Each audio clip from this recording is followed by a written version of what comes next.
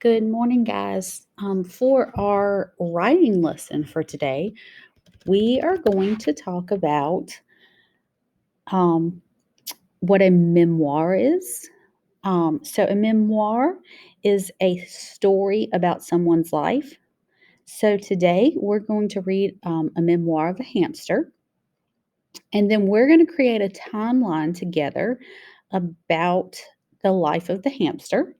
And then your job for today in your writing journal is going to be to create a timeline about important events in your own life.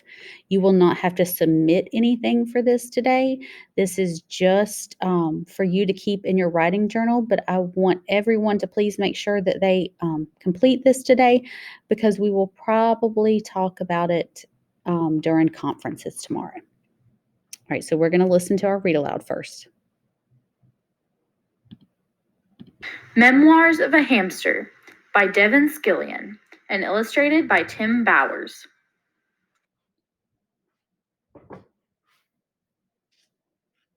Night 1. My life is perfect. I have a bowl full of seeds, a cozy pile of wood shavings, and room to run.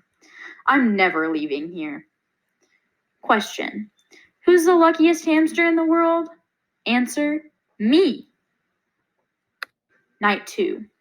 I was just telling myself, Seymour, you've got it made, when my exercise wheel was delivered. I like to work out. It's the best model around, the Fuzzy Boy 360, shiny and new as a dime and fast as lightning. I don't know how many miles I put in, but I was on that wheel all night. Night 3.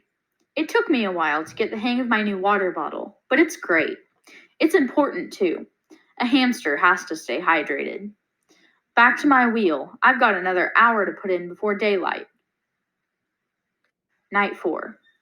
Little girl came by and gave me a kiss on the nose. Nasty. Hello, ever hear of germs? But she also gave me 2 yogurt drops. Question. What's better than a yogurt drop? Answer. 2 yogurt drops. I ate one and tucked the other into my cheek to save for later. This hamster has it going on. Night 5. I was just climbing on my wheel tonight when Pearl the cat came by. You know, she said, you can run for miles every night, but you never leave that cage. What's it all for? I don't know, I said. It's what hamsters do. What a complete waste of time, she said. Have fun in your cage. I'm going to the sunroom. Sunroom? What's a sunroom? Night 6. Little girl woke me up to clean my cage today. She kissed me on the nose again. Barf! She needs to knock that off. But while she was carrying me around, I realized that there's a lot of house around me that I haven't seen. It seems to go on forever. I tried as hard as I could, but I couldn't see a sunroom. Little girl gave me a yogurt drop, and I completely forgot about the sunroom. Whatever a sunroom is it better than a yogurt drop? Answer, no. Night 7. I planned on running a marathon tonight, but my Fuzzy Boy 360 is a little squeaky. Pearl came over to the cage, looking a little annoyed. You really need to get yourself out there, she said. But why? I asked. I've got my wheel, I've got my seeds, I've got yogurt drops. You wouldn't need a wheel out here, she said. There's plenty of room to run. The staircase is made of sunflower seeds, and the sunroom is filled with yogurt drops. As she was walking away, she turned around and said, Watch out for Hoover. Hoover? Who's Hoover? Night 8. I didn't sleep a wink all day. Little girl came by and kissed me on the nose. Yuck! Then I had a terrible workout. I just couldn't focus. How could I concentrate knowing what I know? Imagine, a whole staircase made of sunflower seeds? And the sunroom? Don't I deserve to be in the sunroom? Buck the dog came by to give my cage a sniff, and I said, Buck, do you like the sunroom? Big, goofy Buck said, I love the sunroom. It's so sunny. And he trotted away. Night 9. No workout tonight. I spent the whole evening putting together a plan. I went over every square inch of my cage, and I think I've got it figured out. Operation Tasty Treat is set for tomorrow night. Hello, staircase. Hello, sunroom. Night 10. Good old Seymour is one smart hamster. My escape plan went like clockwork. I moved the seed dish. Then I was able to muscle the fuzzy boy to the front of the cage. I had a little trouble climbing the outside of the wheel. It just kept spinning, and I wasn't getting anywhere. But Sweet Pearl suggested I jam a sunflower seed in the side of the wheel, and it worked. After that, it was easy. I shimmied up the wheel and popped the lid right off. Question: who's going to eat every yogurt drop in the sunroom? Answer: me. Night 11. Note to self: cats are big, fat liars. I'm writing this from under the sofa. One wrong move, and Pearl will have me for dinner.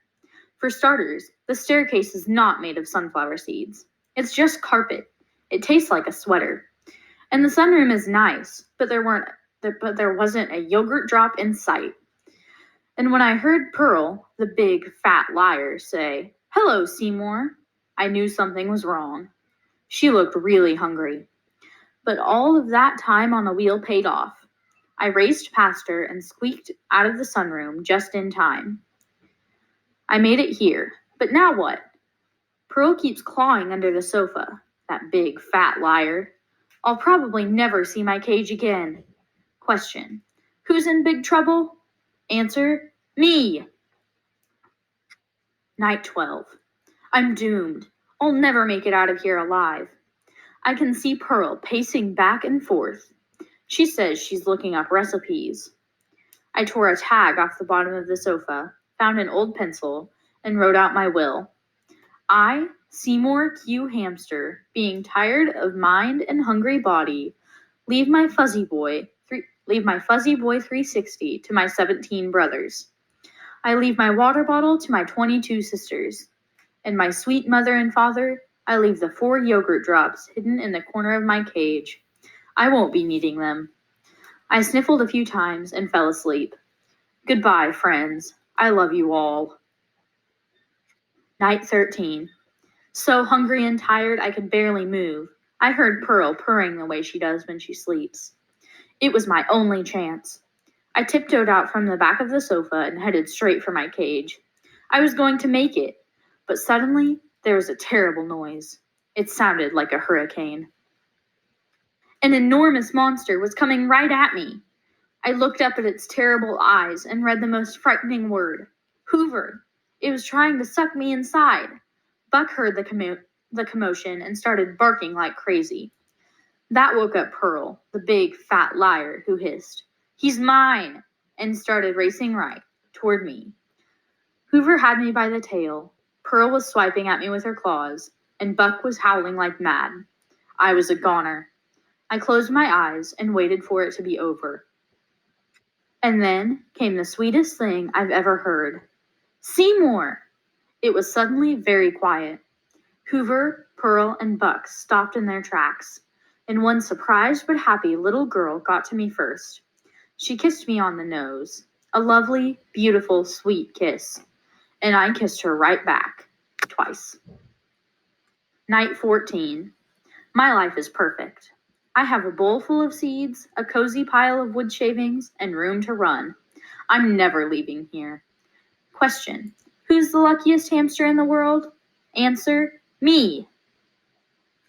Thanks for listening. Be sure to check out more books on Nom Nom Read Read.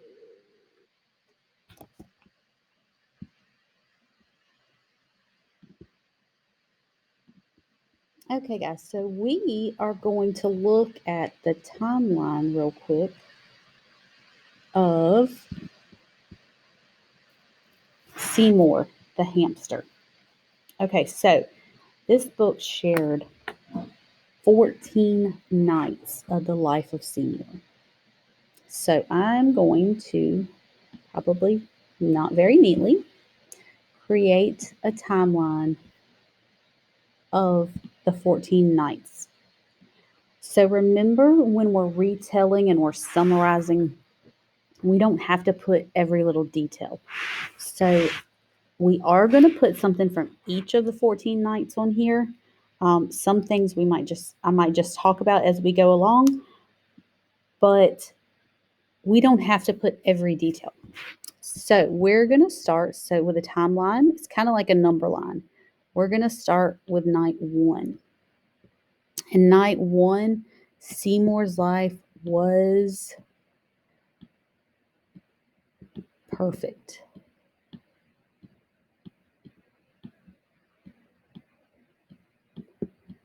In night 2,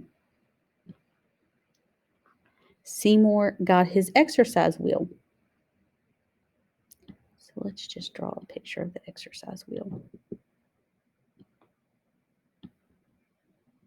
Night 3, Seymour was tired from the exercise wheel.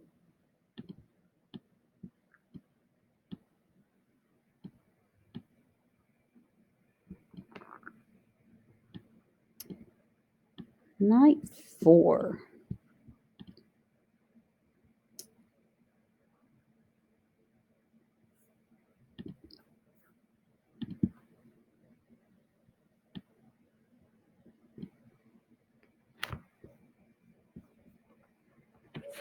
Was when the girl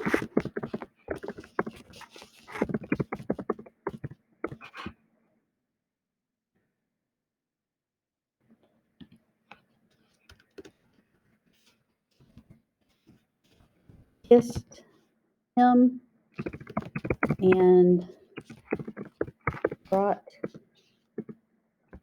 yogurt drops. So he was still super excited on night 4. He wasn't excited about the kiss, but he was excited about the yogurt drops.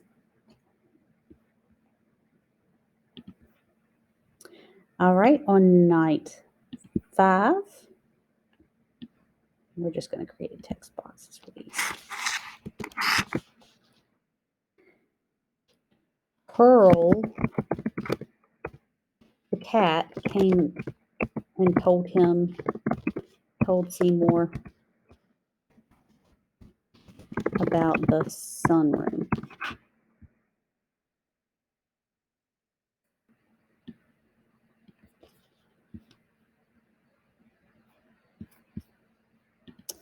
Night 6,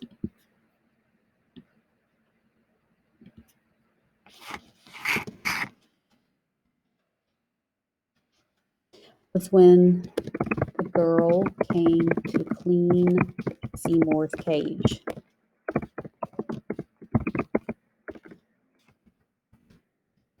And she also gave him some more yogurt drops. So he seems to like yogurt drops. Night 7.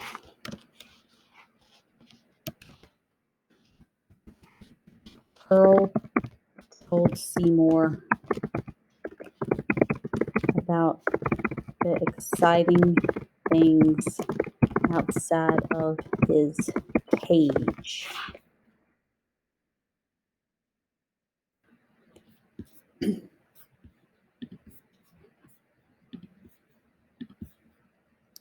Night 8.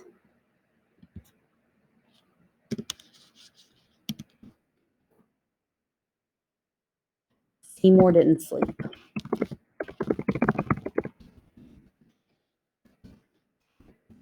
Wanted to know more about the sunroom.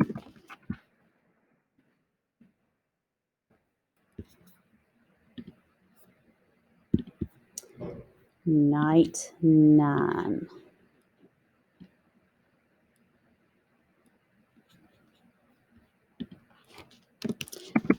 Seymour made a plan to escape.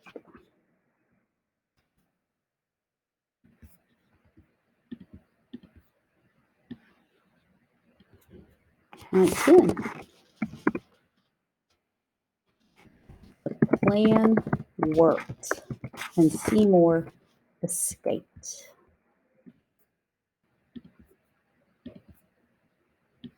Night 11.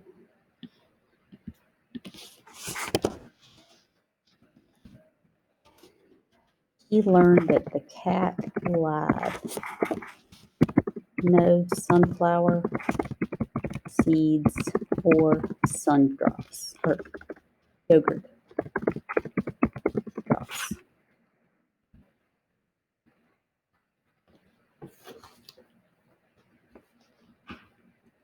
And Pearl tried to catch him.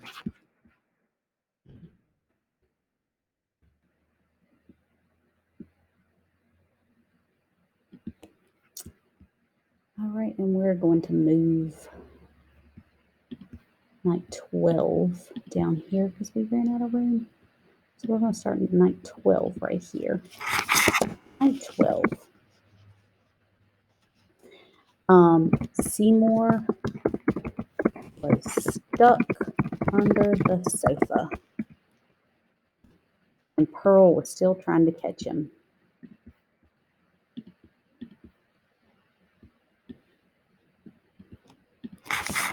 Night 13. He was still under. Seymour was still under the sofa, and he wrote out his will. And your will is just who you're going to leave everything to if you were to pass away. So he thinks that he's just not going to make it.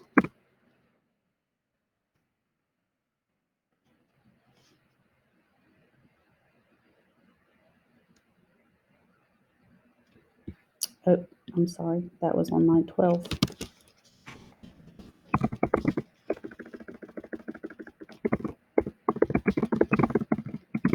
So he wrote out his will on night 12. This thing is getting all mixed up. And then on night 13, he escapes from under the couch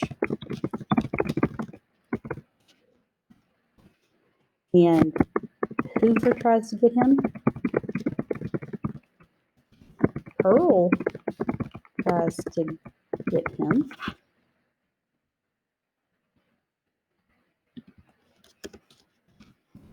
But the little girl saves him. And then finally, night 14, safe in his cage. Seymour is safe in his cage, and life is perfect again. Okay, so we did a timeline of each night. And since we had trouble reading Miss Dennis's handwriting in the first part, I just did it in the boxes. So the first night, he said his life was perfect in his cage. The second night, he got his exercise wheel. The third night, he was tired from climbing on his exercise wheel. The fourth night, the little girl comes to kiss him and brings him yogurt drops. The fifth night, Pearl comes and tells Seymour about the sunroom. The sixth night, Seymour's getting a little frustrated. The little girl comes to clean his cage. He's not so happy right now. He's not as happy as he was on the first and second night. The seventh night, Pearl is telling Seymour more about the exciting things that are happening outside of his cage. Well, by night 8, Seymour is not sleeping very well and has a terrible workout because he wants to know more about the sunroom. So night 9, he makes a plan to escape. Night 10, he does escape. Night 11, he figures out that there are no sunflower seeds or yogurt drops and that Pearl has lied to him, and now Pearl is trying to catch him. Then night 12, he feels like he's going to be stuck under the sofa forever. Pearl is waiting on him to come out, and he has wrote his will thinking that he's just not going to make it. Night 13, when Pearl's asleep, he finally escapes, but Hoover tries to catch him, and then Pearl catches him, but the little girl is there to save him, to put him back in his cage. And then on night 14, he is perfectly happy with his life again. Okay, so The hamster Seymour shared with us the important events of his life from the time from night 1 to night 14 that he was trying to escape from his cage and then realized he didn't want to be outside of his cage. So, what you guys are going to do is create your own timeline in your writing journal. You do not have to submit it today. You're going to make a timeline of the important events from your life, from the time you were born until second grade. So just think of 4 or 5 events from your life that were super important, that you could put on a timeline. And you're going to do that in your writing journal. So the reason we're doing this is we're talking about the important details of our stories. So this is learning more about writing a personal narrative, where we're learning more about writing our own story and pulling out the important details. We don't have to share every little detail, just the important stuff. So right now we're pulling the 4 or 5 most important events out of our life to create a timeline.